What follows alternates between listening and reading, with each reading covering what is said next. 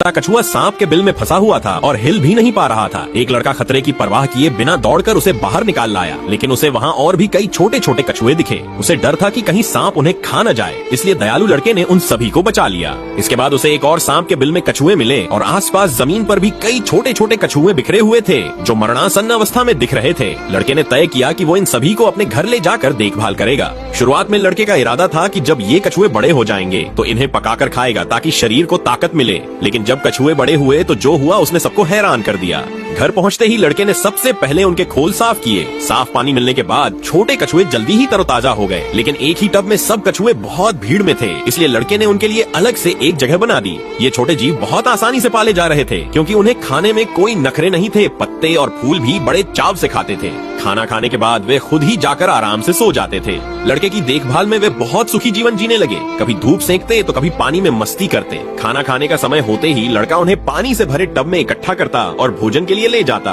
हर कछुआ एक बार में बस एक फूल खा पाता था, लेकिन उनकी संख्या इतनी ज्यादा थी कि जल्द ही फूल खत्म हो गए। मजबूरी में लड़के को उन्हें हरी सब्जियां देना शुरू करना पड़ा। शुक्र है कि कछुओं को जो भी दिया जाए वे खुशी से खा लेते। धीरे धीरे वे बड़े होने लगे और उनके खाने की मात्रा भी बढ़ती गई। रोज लगभग 50 किलो सब्जियां खाने लगे। हालांकि उन्हें पालना मुश्किल हो गया था, फिर भी लड़का हर दिन उनके लिए खाना तैयार करता। लेकिन किसी ने सोचा नहीं था कि वक्त के साथ ये छोटे से कछुए विशाल कछुए बन जाएंगे। कुछ तो इतने बड़े हो गए कि उनका वजन सैकड़ों किलो तक पहुंच गया। ये देख लड़का डर गया कि कहीं वे म्यूटेट होकर उसे ही न खा जाएं। वह तुरंत उन्हें डॉक्टर के पास ले गया। डॉक्टर ने बताया कि ये कछुए सुलकाटा टॉर्टॉइज हैं, दुनिया के सबसे बड़े जमीन पर रहने वाले कछुओं में से एक। बड़े होने पर इनकी कीमत लाखों में होती है। एक कछुआ ही कई लाख का बिक सकता है। ये सुनकर लड़के ने उन्हें खाने का इरादा छोड़ दिया और भी अच्छे से उनकी देखभाल करने लगा।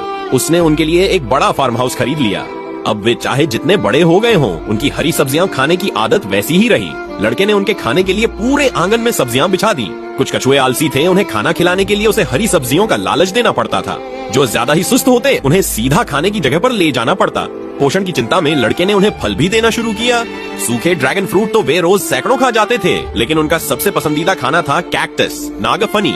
जैसे ही उन्हें नागफनी की खुशबू आती, वे दौड़ते हुए लड़के के पास पहुंच जाते और हर निवाला बड़े मजे से खाते। इंसानों के साथ लंबे समय तक रहने के कारण वे बेहद शांत और दोस्ताना बन गए थे। कभी कभी तो वे छोटे लड़के को पीठ पर बिठाकर स्कूल भी ले जाते, लेकिन उनकी रफ्तार इतनी धीमी होती कि अक्सर देर हो जाती।